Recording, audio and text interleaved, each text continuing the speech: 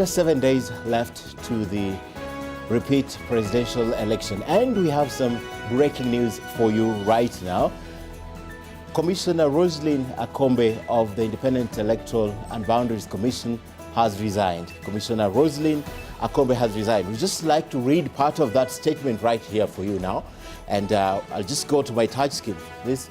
And this is the tweet we put out this morning, and Commissioner Roselyn Akombe has resigned. This is the reason she is giving. I'd like to read part of this statement. She says that for many months now, I have questioned my role as a commissioner at the Independent Electoral and Boundaries Commission, but I have soldiered on, hoping that we could collectively find a way of addressing the crisis facing the country today. I have agonized over the decision to leave my committed IEBC field staff and my country.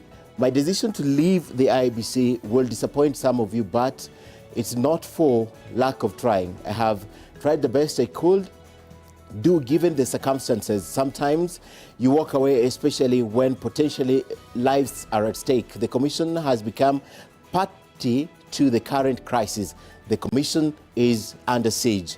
It has become increasingly difficult to continue attending plenary meetings where commissioners come ready to vote during the partisan lines and not to discuss the merit of issues before them. It has become increasingly difficult to appear on television to defend positions I disagree with in the name of collective responsibility. I have concluded that I am no longer making any significant contribution to the Commission and to my country as a commissioner. It broke my heart in the last few days to listen to my staff in the field, majority of whom truly want to do the right thing, express to me their safety and security concerns. I shared detailed report with the staff in 4 of the counties most hit by the ongoing protests, that is Nairobi, Siaya, Kisumu, and Homa Bay, with the hope that this will bring sobriety in our decision-making interests. This was met with more extremist responses from the commissioners, who are keen to have an election, even if it's at the cost of lives and our staff and voters.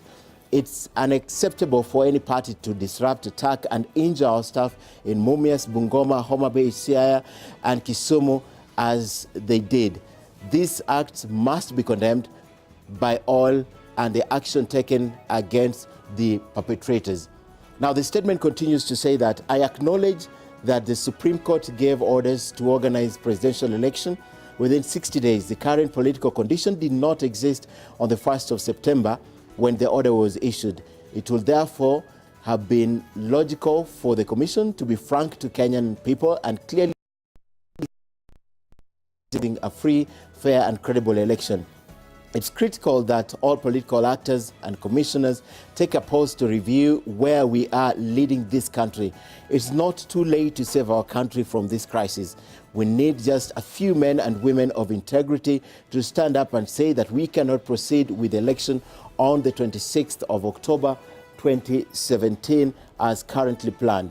We need the Commission to be courageous and speak out that this election as planned cannot meet the expectations of a credible election, not when the staff are getting last-minute instructions on changes in technology and electronic transmission of results, not when in parts of the country the training of presiding officers is being rushed for fear of attacks for protesters, and not when the Commission and staff are intimidated by political actors and protesters and fear for their lives, not when senior secretariat staff and commissioners are serving partisan political interests, not when commissioner is saddled with endless legal cases in courts and losing most of them, not when legal advice is skewed to fit partisan political interests.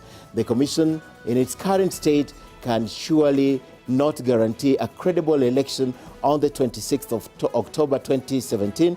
I do not want to be party to such mockery to electoral integrity. Our people are resilient, our people are patient.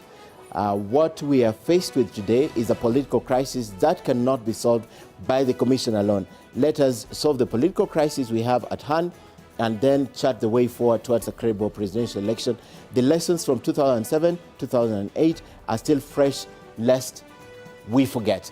As Commissioner Akombe who was supposed to be in Dubai to inspect the printing of ballot papers and has decided to escape to the New York, where she says that she cannot be part of the commission. As a result, she has sent this statement, and this is the breaking news we have for you. More details to follow. We expect the IEBC to be reacting to this statement this morning.